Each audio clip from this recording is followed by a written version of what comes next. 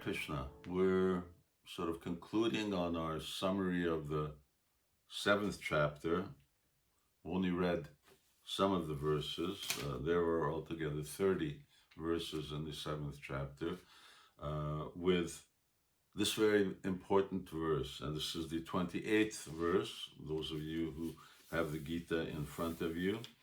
And here, Krishna is talking about what is the qualification for engaging, for being able to practice bhakti with real determination. In other words, to stick to it and to do it well.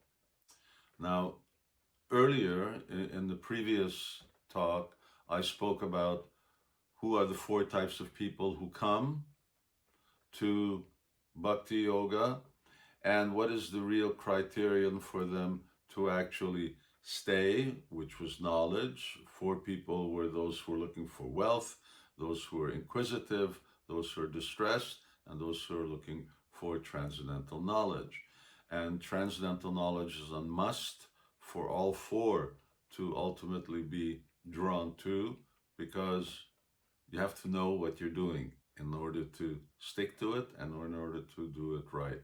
Now, Krishna talks about some other ingredients in order to progress in bhakti, because bhakti isn't just, all right, I'm here. It's like I'm in school. I've gone to school, that's it. Well, no, you go to school and you study and you go through grades, and there's grade school and high school and university, and all of those have different divisions in them. So how do you progress through the stages of bhakti? Okay.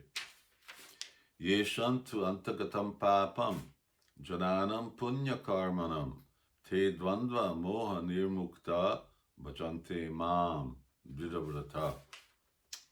Persons who have acted piously in previous lives and in this life, whose sinful actions are completely eradicated, are freed from the dualities of delusion, and they engage themselves in my service with determination. Bhajante, bhajan. So here bhajan means not just the kirtan or chanting, that type of bhajan, but bhajan means the aspects, all the different aspects of bhakti yoga. So here Krishna is giving certain criteria for those who are eligible for liberation and who will progress through the stages of devotion. Persons who acted piously in previous lives. Anyway, that's the past. Have I done anything pious in my last life? You have. Otherwise, I wouldn't be pointing my finger at you. Otherwise, you wouldn't be hearing what I'm saying. In other words, someone who's already taken to bhakti yoga has already done not only pious activities in last life, but they've actually done bhakti in their last life. So, persons who've acted piously in previous lives and in this life. So, now what does pious life mean? It means a lot. It means a regulated life where the senses and mind are under control. It means staying away from impious or sinful things, like what your diet is, the type of entertainment that you have, that we refrain from alcohol, we refrain from drugs and cigarettes and all these things. Why? Because they're impious.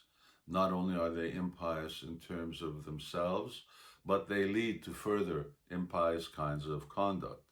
People who indulge in drinking, in alcohol and binge drinking, what do?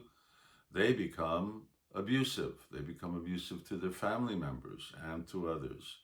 So, how to live a life of piety? It's not something that you learn in school, but it's something that we should have learned in school, and we also should have learned at home. Question is how pious our own family and parents were, and whose sinful actions are completely eradicated. So that means being freed from the sins that we've already done in this life, and there's a good chance that some of you, some of us, have performed sinful activities knowingly or unknowingly before we came to know that there was actually a better life, before we came to know that the things that we did are actually wrong. Now, I never, for the first 20 years of my life, knew that eating the things that my parents were cooking was actually sinful. But it was. And it was when sort of the hippie revolution started to blossom that this whole idea of vegetarianism came, and we realized that behind meat there were actually slaughterhouses and suffering animals. So, freed from sin and sinful life, that requires knowledge, because I didn't know, but when I had knowledge, I knew. So similarly, we need to know what is right and what is not right. Completely eradicated, that is, the sinful actions are completely eradicated and freed from the dualities of delusion. So the dualities of delusion, the greatest delusion is that I'm this body. So one may not be freed in the sense that he's completely liberated, but we should be freed from our bodily identity and know that we're spirit entities, at least intellectually. Once again, the importance of knowledge, why knowledge is very important. So these are the prerequisites: an understanding that I'm not this body, a life of piety that's free of sin, and these are the things which then, Krishna says, they engage themselves in my service with determination. So it's important here to note that this allows us to progress in Bhakti Yoga, but it allows us to progress with determination.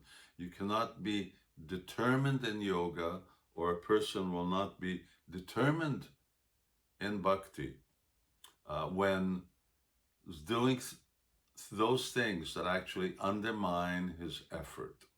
So if you want to light a fire, you don't pour water on the fire. You don't use wet firewood. You use dry firewood. Similarly, sinful life, or those activities which cover our consciousness, are contradictory and in opposition to just exactly what we want to achieve, which is to purify our consciousness. So these are the things that are required from Dridha Brata for determined bhajan to advance very systematically and in a determined way in the process of Bhakti Yoga to get the spiritual strength that we need to progress. Then it requires a certain lifestyle. And these are the topics that are discussed here. A pious life, free from sinful activities. In other words, you do the good thing and you avoid the bad thing, and you're conscious of the fact that you are not this body, that you're a spirit soul, a living entity. That person can engage in devotional service with determination. Hare Krishna.